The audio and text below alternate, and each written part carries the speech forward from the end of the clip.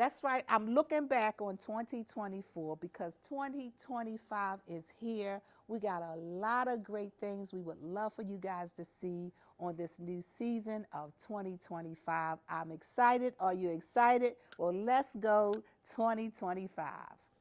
KSAL. Yeah, the KSAL. Get dreams. The KSAL. On the move, on the move, on the move, on the move, she on the move, on the move. KSAL. On the move, on the move, on the move, on the move, she on the move, on the move. The KSAL. On the move, on the move, on the move, on the move, she on the move. Yeah, KSAL. On the move, on the move, she on the move, on the move, she on the move. Now what you hear, this ain't no test. You rockin' with the best, and sometimes things get a little crazy, but that we won't address. And so sit back and enjoy the show. Go, go, KSAL, go. Get into the groove and watch KSAL move. Yeah, KSAL on the move, on the move, on the move, on the move, she on the move, on the move. KSAL on the move, on the move, on the move, on the move, she on the move, on the move. KSAL on the move, on the move, on the move, on the move, she on the move. Yeah, KSAL on the move, on the move, she on the move.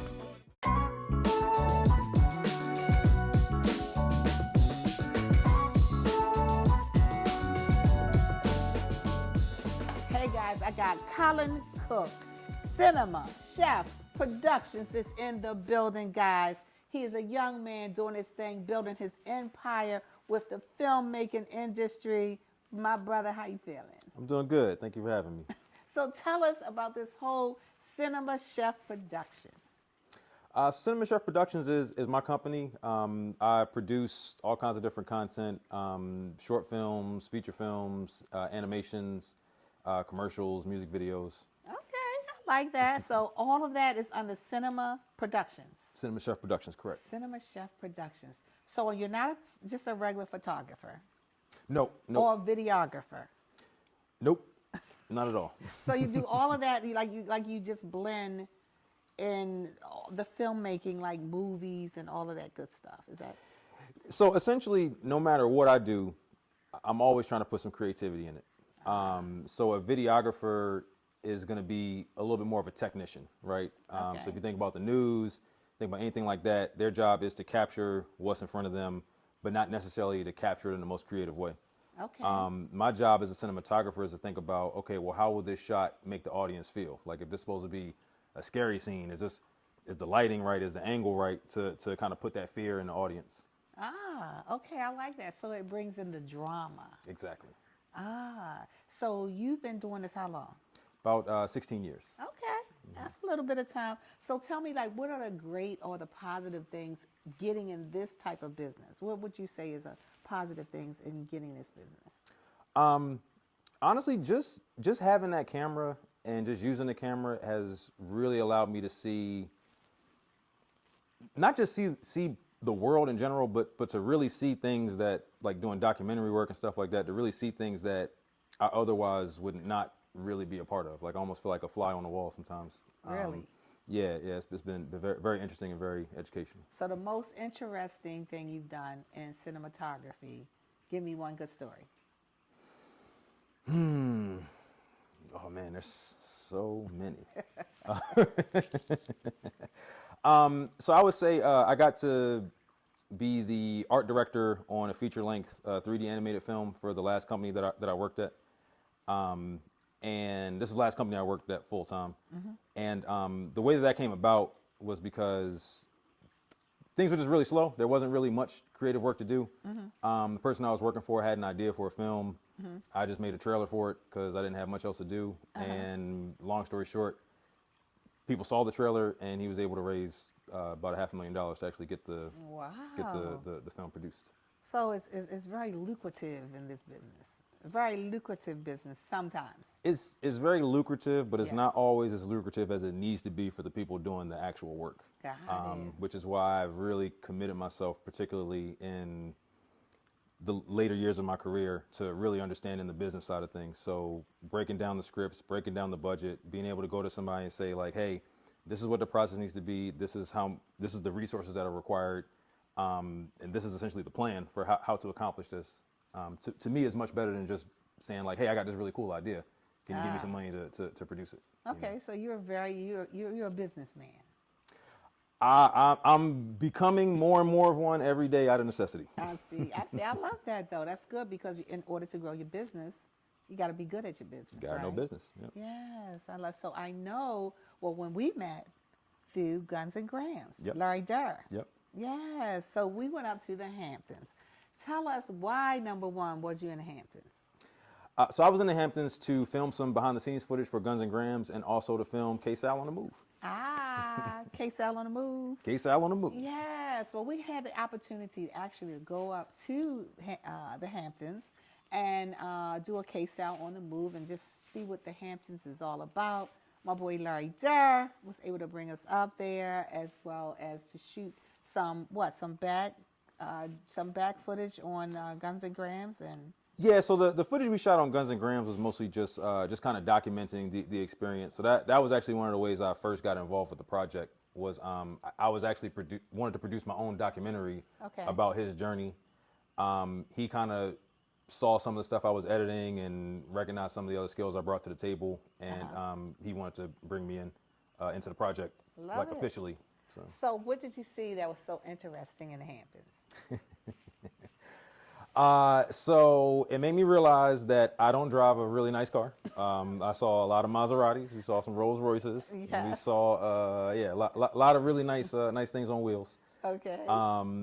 Also learned that I can get a lot more clothing at Kohl's than I can at the Louis Vuitton store or the any of those designer boutiques along that area we were shopping in. Yes. But my real purpose for being there was to really just kind of focus on the project. Yes. And so while it was fun, while I did enjoy myself, I really did go there with a work kind of mentality. Yes, yes. So if you had to give someone some advice getting into this business, what type of advice would you give? In my experience, and I can say this from people that I know, people that I've heard from, friends of friends. When I look back, I think what kind of propels a lot of people to get into this business or to go to school for like film or animation is, in some ways, they're kind of like, I don't want to say running from being like a real adult, but it seems like a lot of fun. You know what I mean? And it is a lot of fun, but it's also a lot of work. And what people underestimate is how crucial just general business knowledge is. And so when you got people who have been artists their whole lives and then they go to art school and they're only surrounded by other artists, when they graduate, the business acumen is just not there. Got it. And so that was why it was very important for me to kind of start my own business and just kind of understand that aspect of things. Because So what would the advice be? The advice would be understand business basics, like understand how to do your taxes, understand how to file a Schedule C, like understand, how to do these things, because it's just going to get harder and harder to learn. The older you get, the more responsibilities you have, and I see a lot of people burn out. They graduate from art school and then they end up working in some completely unrelated field, but you still have $100,000 worth of debt that you got to, pay back. Got it. Well, you know what? You're doing your thing. You're building your empire. I love it, love it, love it. So how can we follow you? How can we support you? You can follow me on Cinema Chef on Instagram. And that's pretty much about it. I'm not super heavy on social media. Okay. But you can also email me at cullen@cinemachef.com.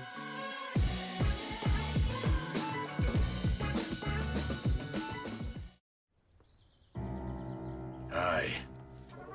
I'm your retirement fear. But don't be scared. You're still in pre-retirement. Does that mean I have more time to plan? Precisely. Here, this is pretirement.org.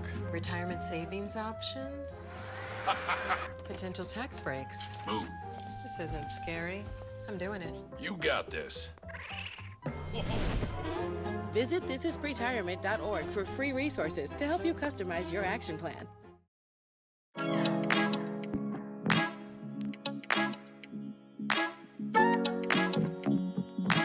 Keeping it light with Craig Wright. I really need some advice on this. The other day, I come to work and I look for my food and it wasn't there. I really need some advice. Every time I take the time on the weekend when I'm home in my own scenario and I'm tired from working for KSAL all week long.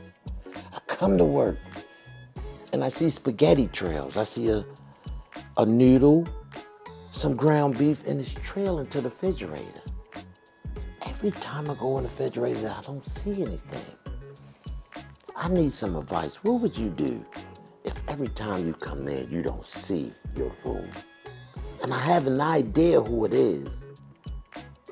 And I believe this in my heart that it's fresh. And he just gets me so upset. I mean, so upset. Talking about it, I get so angry. Hold up, let me calm myself. Because I'm keeping it light with Craig Wright. Ooh, but he get me so mad. I'm keeping it light. I could really take him in the alley and string him up by his toenails upside down like a bat. But I'm keeping it light with Craig Wright. I could set fire to his underwear and let him run down the mountain. But I'm keeping it light with Craig Wright. I'm keeping it light. Ooh, bring it down, Craig. Bring it down. I saw him the other day walking across with my Tupperware bowl that I paid $1 for. A lot of money to me, but I'm keeping it light with Craig Wright. Ooh, what would y'all do? I really need some help with this, but I'm gonna get him. Wait 1 minute. Is that fresh right there? Got my spaghetti in the bowl there. My Tupperware bowl that I just brought. Oh no, don't run now. Your mama can't say, come here.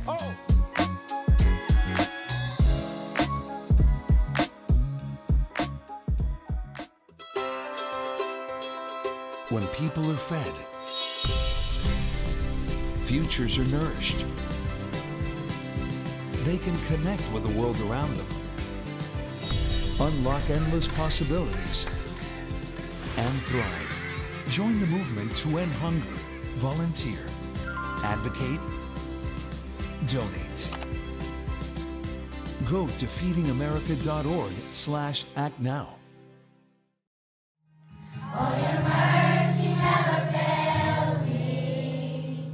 At God's Little Angels Academy, we've been nurturing young minds and hearts since 1995. Located in Rosedale, our Christian school blends Baltimore County Schools curriculum with Bible-based instruction to give your child the best start in life. From kindergarten through 8th grade, we offer a loving, cost-effective private education. We also provide before and after school care, transportation, and an exciting summer camp.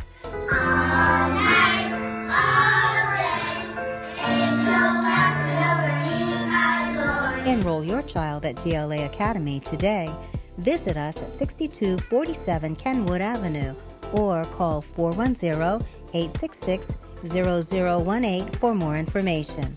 God's Little Angels Academy, where learning and faith grow hand in hand.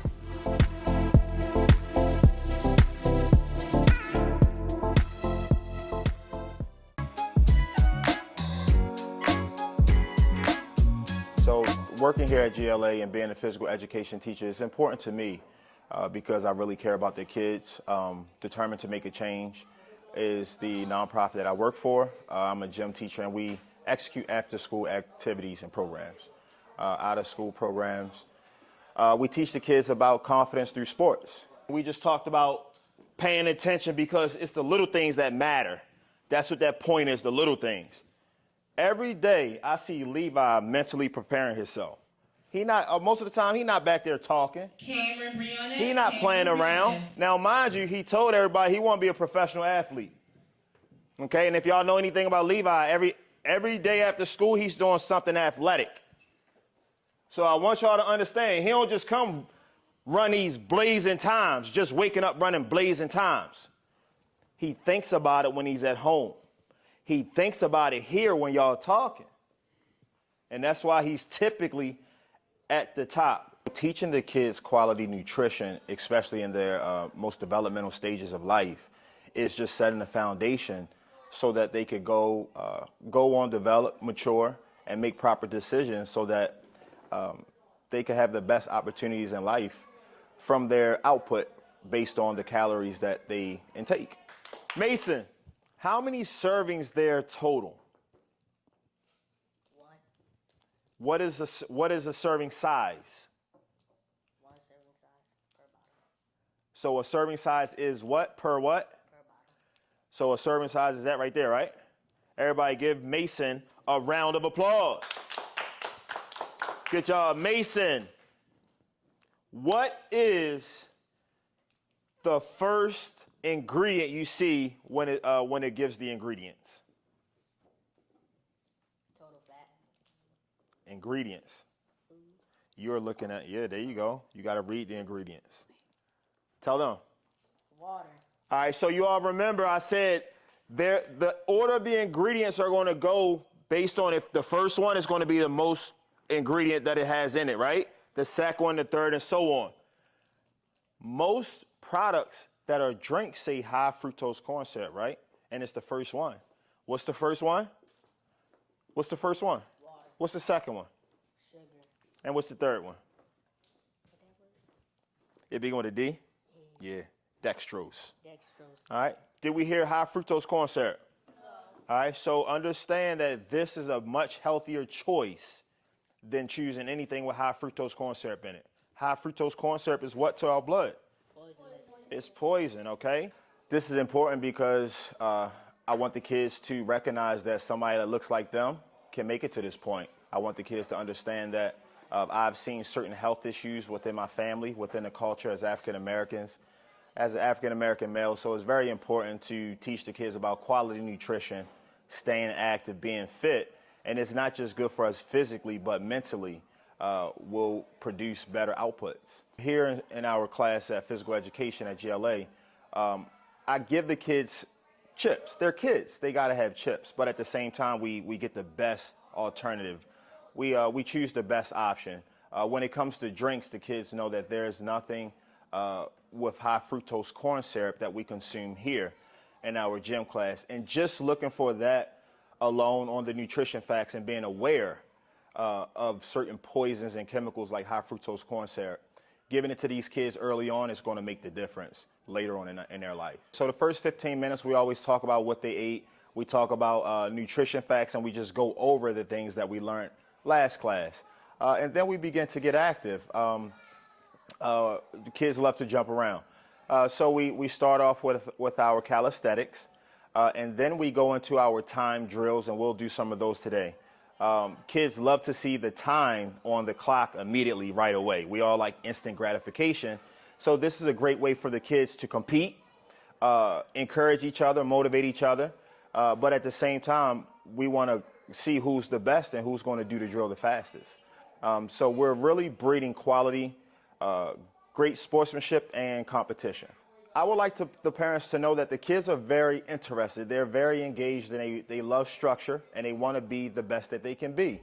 We just have to find the proper environment and the proper channels. And we understand that parents oftentimes have things to do at home. So here at GLA, Miss Kim, she makes sure that she surrounds the kids with the top teachers, the top resources. That way we can carry on what's going on at home, here in school, and what's going on at school there at home.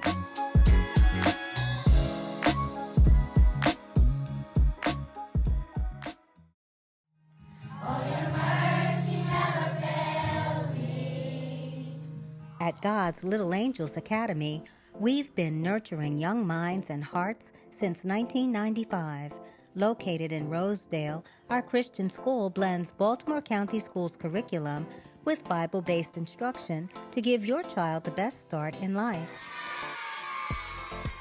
From kindergarten through 8th grade, we offer a loving, cost-effective private education. We also provide before and after school care, transportation, and an exciting summer camp.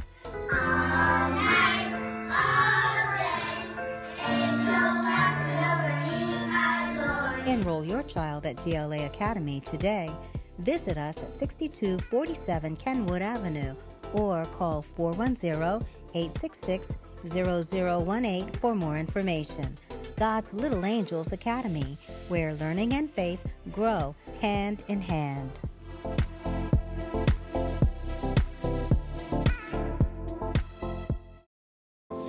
The impact of a meal goes well beyond feeding our bodies. Because when people are fed, futures are nourished. And with your help, together we can end hunger. Join the movement at feedingamerica.org/actnow.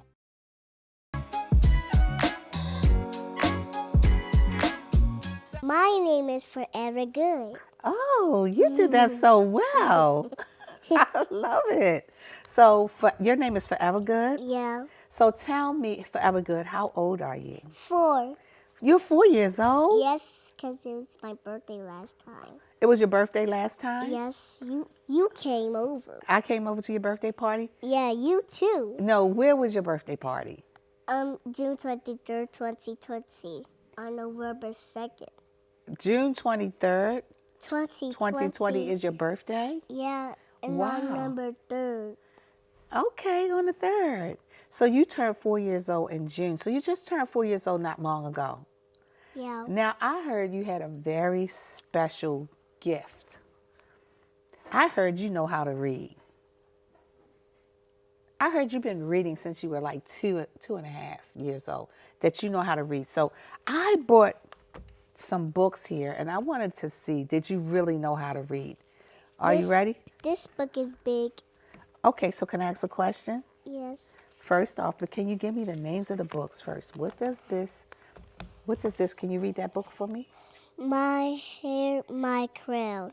Okay, My Hair, My Crown. You like this book? Yes. My mom brought it. She did? Okay. I think my grandma did that. She did? She brought it. Now tell me, let's read some of this. Twin tails wrap in bubbles and bangs. So twin tails wrapped in bubbles and bows? Yeah, and bows, I think. Okay.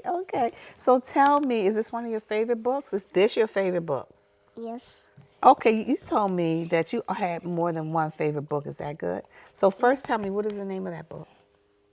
The Golden Girls Goodnight Girls. Oh, the Golden Girls Goodnight Girls. Oh, this is really the Golden Girls book. Yes. Oh, you like that book? Okay, what does this say? B is for Bible. Oh, I like that. Now, what is this? God made me good news. Oh, good job. Shady Baby Feels. Okay, awesome. Okay. Them two the small books, because them go in the back. Oh, they go in the back. Yeah. Okay, so tell me, do you go to school? Yeah. Do you know the name of your school? It's called God's Little Angels. God's Little Angels. Oh, tell me, what do you do? So on a typical day when you're in school, can you look this way? Yes. Okay, turn around. Okay, so on a typical day at school, what do you usually do when you come to school? Listen, get a donut with a drink. Okay, stop clapping for a minute. Okay, so what do you do when you come to school? Eat my breakfast and go to class. Oh, so you eat your breakfast and you go to class. Yes. Okay, so that sounds pretty good. Is that all you do? Yes. You don't do nothing else all day? I listen to my teacher at class. Okay. So what's your teacher's name? Miss Williams. Miss Williams? Is she a good teacher? Yes. So tell me some of the things that you learn in class. I learn ABCs, learn colors, and learn numbers, and learn Old MacDonald had a farm, A-E-I-O-U. Oh, and A-E-I-O-U, your vowels? Yeah, my vowel sounds. You do? Yeah. Now, I love your hair. Who did your hair? My mommy. She did an awesome job. Did she make bows? She put them on my socks. Okay, well, I am excited because I am sitting here with this wonderful student. She's an honor roll student. So I'm going to ask you your name, what school do you attend, and your grade. Okay. Yes, my name is Angel Siaku, and I attend GLA Academy School of Excellence, and I'm in grade 5th. Wow, that's awesome. So you're an honor roll student, and I know you just won the spelling bee for your grade. Yes. So first, I just got to give you awesome job. Thank You can smile. No. But I just love that I love what you're doing here at the school. So what do you want to be when you grow up? What I would like to be when I grow up is a dermatologist. A dermatologist? Yes. So a dermatologist, what does a dermatologist do? A dermatologist studies the skin of a person. Okay. And then they make a diagnosis? Yes. To say what I can do with my skin? Yes. And that would be my face, my body, all parts of my skin, right? Okay. So are you studying hard in school? Are you getting good grades? I know you're an honor roll student, but what are you doing to achieve your goal to become a dermatologist? Well, how I want to achieve my goal is by studying, being good in class, following directions, doing my work properly, and studying a bit about dermatologists just to know more about them so I can know what they do in the future, and I can probably, when I'm doing an interview to become a dermatologist, I can tell them all the special things that I learned, how I was in school, and how I was in the honor roll. I love that. So what made you want to become a dermatologist? What made me want to become a dermatologist is because I want to study the people's skin, and I want to make diagnosis, and I want to heal their skin from any infections, rashes, or any type of rabies, anything. Okay. Did you say rabies? Yes. Okay, well, hey, you never know what happens when it comes to people's skin. So that's a good thing to get in. So being a dermatologist, you're going to have to go to school and go to college? Yes. Yes? Are you ready for college? Not yet. We got a little ways to go. Awesome job. So I just want to give you your accolades. Can I get a hug? Oh, yes, this is Angel. Awesome job. Thank you. Ready?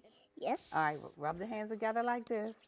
Oh, now wind it up like this. Ooh, now bring it in like this. Give me pounds. Boom, now do the matrix.